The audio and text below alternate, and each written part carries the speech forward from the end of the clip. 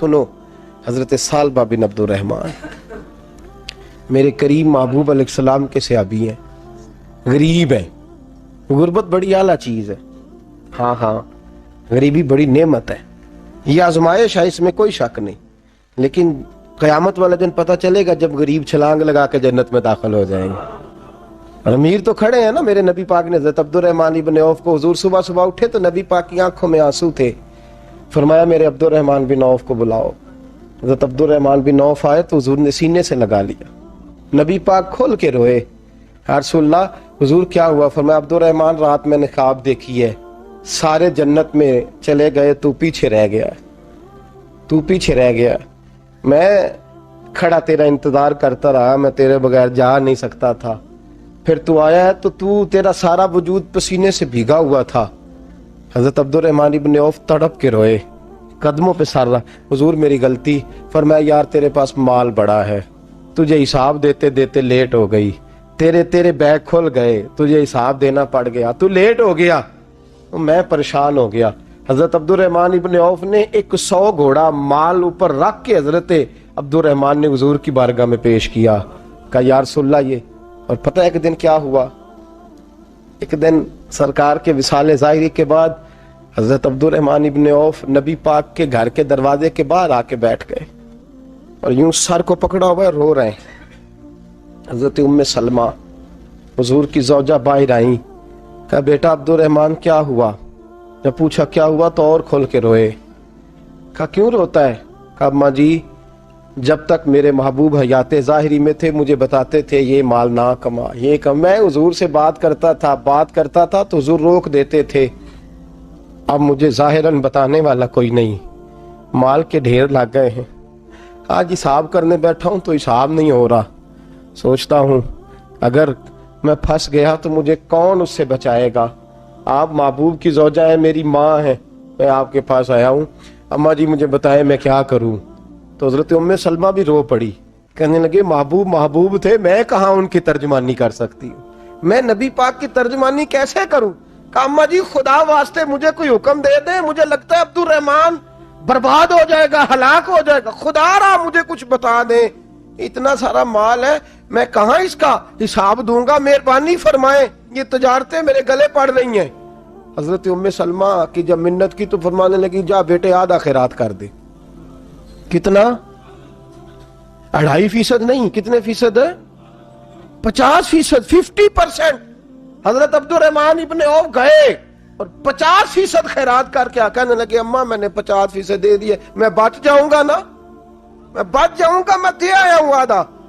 تو حضرت ام سلمہ فرمانے لگی میں نبی پاک کی بارگاہ میں سفارش کروں گی تیری، اور نبی پاک اللہ کی بارگاہ میں سفارش کرے صلی اللہ علیہ وسلم۔ حضرت سالبہ بن عبد الرحمن حضور دعا کر دیں، غریبی ہے، میرے نبی پاک نے فرمایا تجھی اس حال میں ہے بہتر ہے،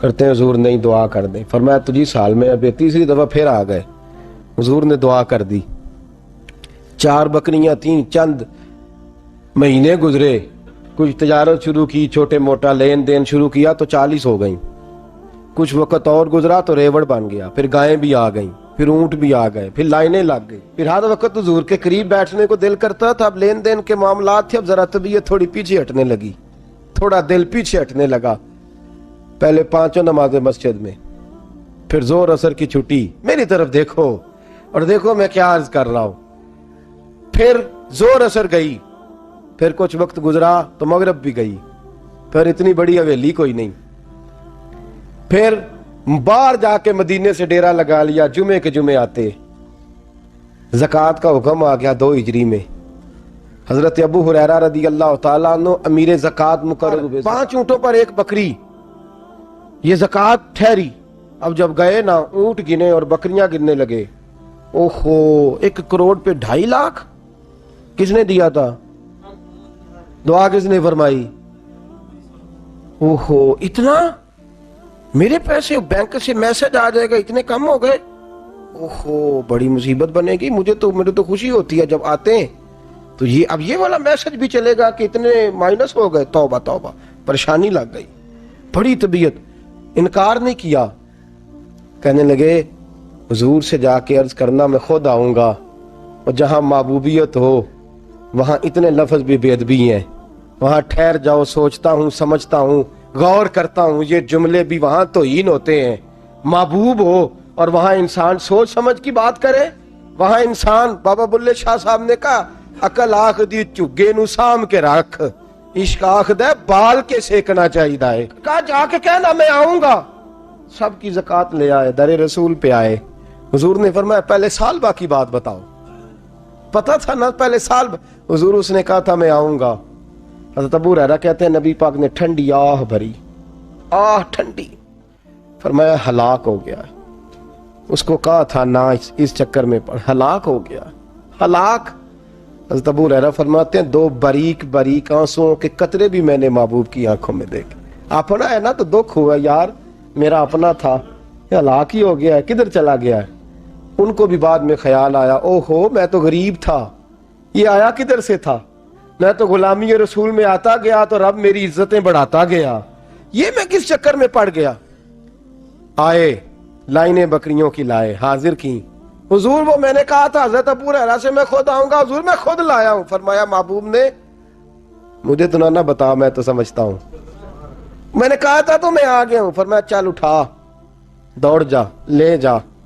حضرت ابو ہریرہ فرماتے ہیں انکار محبوب نے سالبہ کو کیا، لیکن آنسو ابو بکر صدیق کے بھی نکل گئے۔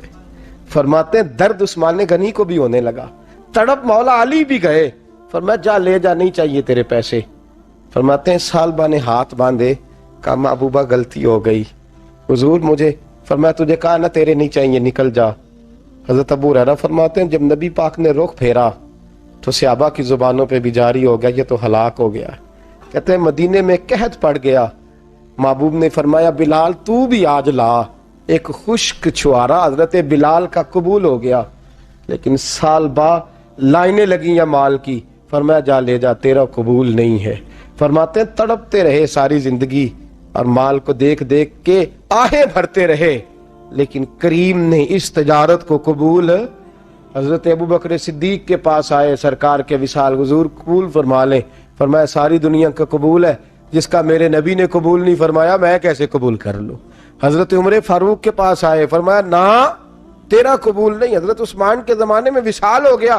عزیز یاد رکھ، تجارت وہ والی کر جو تجھے نجات دے، اس چکر میں نہ پڑ جا جو تجھے الجھا دے۔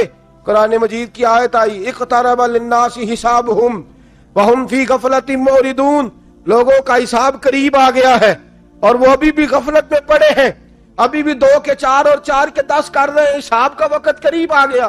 حضرت انس آئے مسجد سے، ایک صحابی مکان بنا رہے تھے، جھونپڑی تعمیر کر رہے تھے۔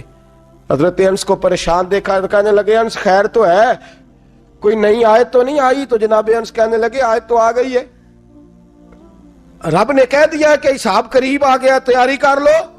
جھونپڑی بنا رہے ہیں، محل نہیں، جھونپڑی بنا رہے تھے، ابھی دیوار کچی مکمل نہیں ہوئی تھی، ہاتھ جھاڑ دیے صحابی نے، ادھر رخ پھیرا تو حضرت انس کہنے لگے کہاں جا رہے ہو؟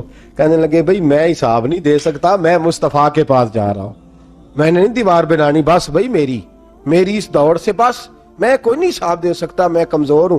میرے رسول کائنات صلی اللہ تعالی علیہ وسلم نے، میرے دوستو تجارت کرو لیکن اس کو عبادت سمجھ کے کرو۔ اگر تمہیں چوک وہاں دکان پہ بیٹھے خدا بھول جاتا ہے اور سودا کرتے وقت رب رسول کی باتیں تمہیں بھول جاتی ہیں، تو پھر تو تم وانتم موردون میں ہو، پھر تو تم غافل ہو۔